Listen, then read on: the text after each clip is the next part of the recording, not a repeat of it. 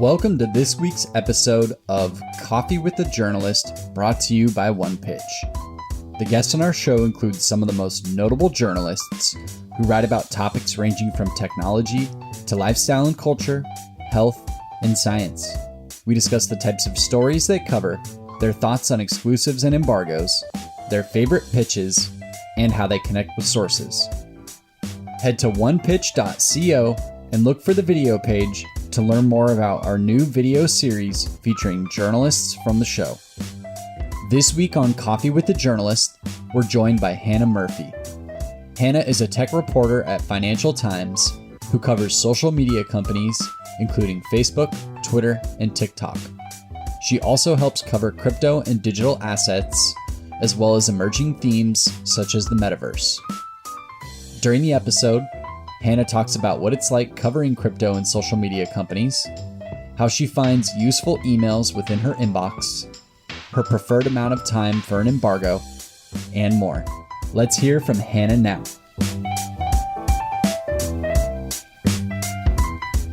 Welcome, everyone. My name is Beck Bamberger, and I'm here today on Coffee with the Journalist, as I always am, with Hannah Murphy today. She's a tech reporter from Financial Times, live from San Francisco, telling us all things, Twitter and everything else. Hannah, thank you so much for being here. Thank you. Thank you for having me. Oh, what a joy. What a joy. And I love that on our little video vignette, you were saying you love to eat. Invite you to stuff to eat.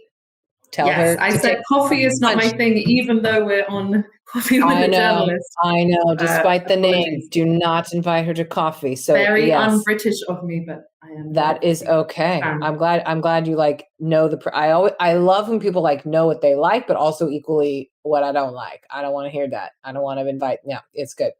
Hannah, for those who are maybe not as familiar, I ask this from everybody. What does Financial Times cover? And then what are you specifically covering and looking for? So Financial Times is a global newspaper. Our headquarters is in London. And we have a big presence in Europe, but we're ramping up investment and coverage in the US. So we've been building a pretty sizable tech team here in San Francisco, where I'm sat. So it's a business newspaper, but we also cover all the big stories of the day: policy, regulation, politics. We also have a weekend magazine that has sort of arts, culture, and everything that you'd expect from those Sunday reads. My beat in particular is social media companies. So Facebook or Meta, Twitter, Snapchat, TikTok. I also previously used to cover, before moving over here 4 years ago, I covered crypto. And I still help cover crypto. It's kind of spread between us, but now I look perhaps more at the sort of intersection between social media and crypto. And then the final other area that I have been covering since I moved here has been cybersecurity. We now have a colleague of mine has taken on that role full time, Mehul, but he's Europe based. So it means that when he is asleep in the middle of the night and hacks flare up here, I still end up picking up some of the cybersecurity stories. Having had that when things flare up. Exactly. So yeah, mainly social media, but a bit of crypto and cyber on the fringes still. Just throw it in. Exactly. And right now it's just Elon Musk buying Twitter. It's full time. It's full time. Hannah, how is your inbox and how do you keep it organized? I'm going to say not very well. It's pretty chaotic and out of control. I'm hitting 6 figures on the unread emails at the moment. Oh. Look, I don't often delete emails, but I do look up. I save them all deliberately when I look up search terms in my inbox when I need to write a story and I need to find an expert pretty quickly. And it might be that I find someone, there'd been a pitch months ago, putting someone forward on some particular topic. I look up that topic name, 5 months later, and I'll just reach out to them then and there. I use it to look up people to talk to for features in sort of real time. Keep those emails and dig into them when I need them. Okay, so you do use, it sounds like your inbox as your own personal Google. Yes. And pull up things. Excellent.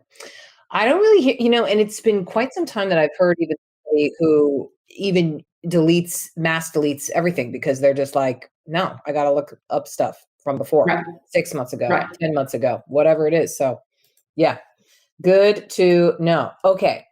Hannah, what are your favorite type of stories to write? And I know we already talked about this a little bit on our little video type of piece, but in the realm of social media, what would you say those are? My favorite types of stories. I was writing quite a lot about, like I said, mentioned before, this sort of crypto and social media crossover. Obviously, now there's a whole new world that I'm starting to look at, which is sort of the idea of the metaverse and new kinds of social experiences using headsets and hardware. Never thought of myself as a hardware reporter previously, very much sort of the internet person, and now I'm trying to bring that in. So yeah, those types of things are newer to me. Okay. Keep your eyes peeled for that. And do you have some pet peeves of pitches, Hannah? And then, of course, we could talk about what you love, hopefully, of pitches, if any. Pet peeves? Pet peeves. Yes. I mentioned before, but get the name right, or remember to put a name, not an XXX holding. Yeah, geez. Holding line. Yes. I think pet peeves, just making it specific to my beat. It's very obvious sometimes when you get pictures that are not at all relevant to you in any, like with no stretch of the imagination. Yes. Something like the Amazon deal day for Black Friday. You're like, right, exactly. Yeah. And then repeated follow-ups after that. Yeah. Oh, okay. Now let me ask you that, because I was just chatting with someone else on here about the art of the follow-up and how those could be actually helpful. Do you ever like a follow-up? I think because as I said, I kind of use my inbox as my personal Google. I don't think a follow-up necessarily helps. That said, if I have responded a first time and sort of interacted once and then not followed up later, it may be that I've just missed something, and that inbox is a little out of control, as I said. So I think a follow-up is fine. It might just be a nudge reminder that I need. Okay. And then, Hannah, exclusives or embargoes? Do you take either? Yes, to both. I saw a debate on Twitter today over the difference between a scoop and exclusive. Oh, my understanding and what did it say? I think they were trying to say the difference between a scoop being like meaning you're first, but perhaps others had the same story just slightly later, and an exclusive being totally original. I guess by definition. That strikes me. So I this is just obviously my preference, but I'm like, ooh, a scoop. Like that's kind of news you're not pitching a scoop. I don't know. You know what I mean? Like as a PR person, I don't want a scoop out there. I want to give you a sprinkle. No scoop. Yeah. Scoop to me it connotes like, oh, it's bad. Oh boy. Oh, really? I don't know. That's me. It's just on the PR side. Okay. I mean, on the exclusives, yes, of course, if it's the right fit of story and it's something, the best exclusive are ones that you would write if you came across the story yourself rather than you were offered it and you would automatically think, bam, this is great. With regards to embargoes, yes, it's sometimes useful to have time to establish the facts and speak to people before an embargo is lifted. And I know it's common practice among many journalists, but there's a ridiculously long embargo can sometimes be difficult, especially if you sign up to embargo and then something else leaks in that time, are you held to it? What do you do then? So you get these, 4-day embargoes, a little bit tricky. We tend to say no to those. Actually. 4 days, too long. I think so. Yeah. Unless there's a good reason for it, it feels like a day or two should often be enough. But okay. Good to know. Today's interview will continue after this brief message brought to you by OnePitch. Are you curious to see the unique ways OnePitch helps PR professionals and marketers pitch journalists? Head to onepitch.co to learn about our new OnePitch score and see how easy it is to find the right journalist to pitch your news to. Sign up for your free account today. Now, back to today's episode. Now, subject line wise, are you particular about your subject lines? No, I think it's probably similar to a headline in a paper, like SEO. You want all the main points to be in there, eye-catching, and just like with SEO, like if it's too hyped up that, and you click on the story and it's sort of clickbait, then that's jarring. So you want it to accurately represent what is inside the pitch. Yes. Okay. No teasing of bad stuff. I've heard some people feel like they bamboozled a little bit with like a subject line. They open it and they're like, that's really a stretch and has nothing to do with that. Not good. Yeah. Not good. Agree. Mm-hmm. Mm-hmm. And for you, Hannah, what would you say is the making or the components of a great story? Whether you're pitched it or you're coming up with it. Yeah. I think for our audience at the FT, there's a couple of things. One is just like follow the money. We're a business paper. Give me big numbers. If you're telling me about a company, how do they make their money, their revenue streams, their monetization? Or if it's less centered around financials, per se, give me a sense of scale. How big is this? How many people are impacted? Mm-hmm. So I think that's one side. And then the other part is personality, bring in the human element, the tension there. We all like to read about other people and gossip. And then I guess finally always sort of something that taps into a wider trend with wider implications is always a good way to go. Yes, the contextualizing to the world. Very important. Exactly. Very good. Now, what do you like to do, Hannah, outside of reporting about Twitter? Like just fun. Outside of journalism altogether. Yes. We increasingly are asking people like reporters, like, what do you do? What are you doing? So I play music. I sing. What? And I play music. Yeah. Wow. Where? Like, is it just like for your own personal enjoyment, or like do you perform? No, I perform with like bands and gigs. I've always had some musical thing going on. Where can we see you? Are you playing somewhere soon? No gigs coming up. Just recently did a few, but lots of different little. Wow. Yeah. I think this is the first on here. A journalist who sings and actually is booked for things on stage. Wow. Wow, I'm already impressed. Okay, Hannah, what are you listening to, watching, binging? Where else are you getting your stories? So I actually just last night watched She Said, the movie about the New York Times journalist who broke the Harvey Weinstein scandal. No, I listened to the book and I thought it was fantastic. Okay. How did you think the film was?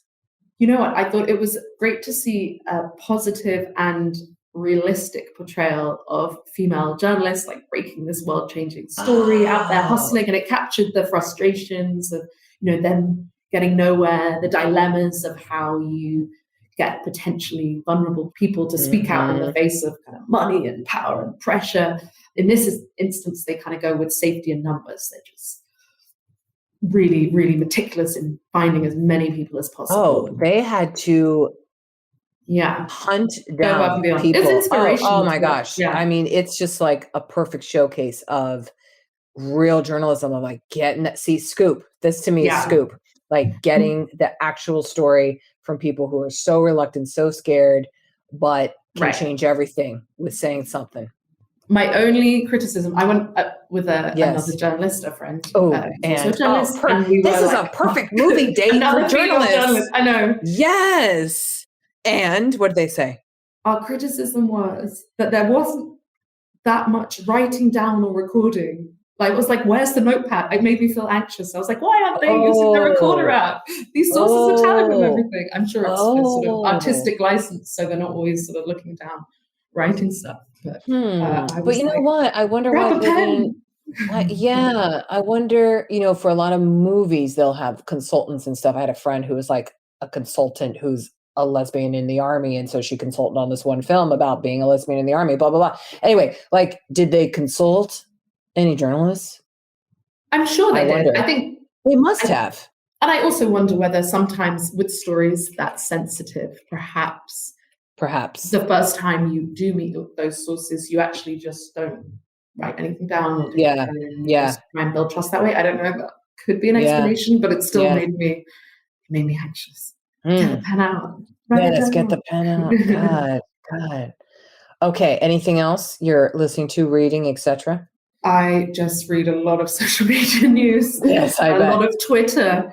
A lot of Elon Musk's Twitter feed. How do you keep up with that? I mean, you must have been like, are you just 24/7 right now? We're filming this, or we're taping this in a very tumultuous time at Twitter. Yes. You could say lightly. Yeah. It's a lot of using Twitter notifications that ping. There you go. And not being so afraid to have those on. Yep. Yeah. Gotta have them on. Well, Hannah, maybe related to Twitter. I don't know. What do you think the future of journalism looks like? I think the future of journalism is just like the past. It's like good, compelling stories, sharp analysis, great color, revealing hard-hitting scandals. I guess some people would interpret the question trying to think about how that is monetized as digital platforms evolve.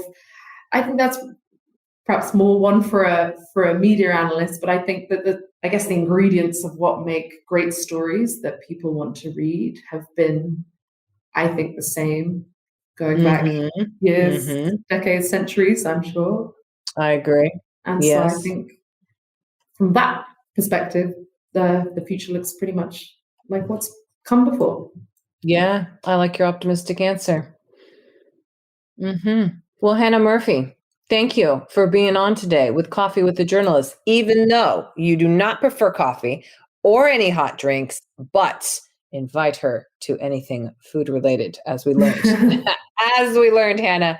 Thank you again for being on. I wish you Godspeed with all things in the Twitter world right now in this trying time, and appreciate you being here. Thank you so much, Beck. Appreciate Thank you. Thanks, Hannah. And by the way, I'm going to go see that movie. It was on my list, but now okay, it's endorsed. Boom, I'm going. Definitely. I like it. Perfect. Thank you, Hannah. Take care. Thank you. Bye. Thanks for listening to this week's episode of Coffee with the Journalist featuring Hannah Murphy from Financial Times. To learn more about the latest tools on OnePitch and to subscribe to our weekly podcast newsletter, head to our website at onepitch.co. We'll see you all next week with even more insights about the journalists you want to learn more about. Until then, start great stories.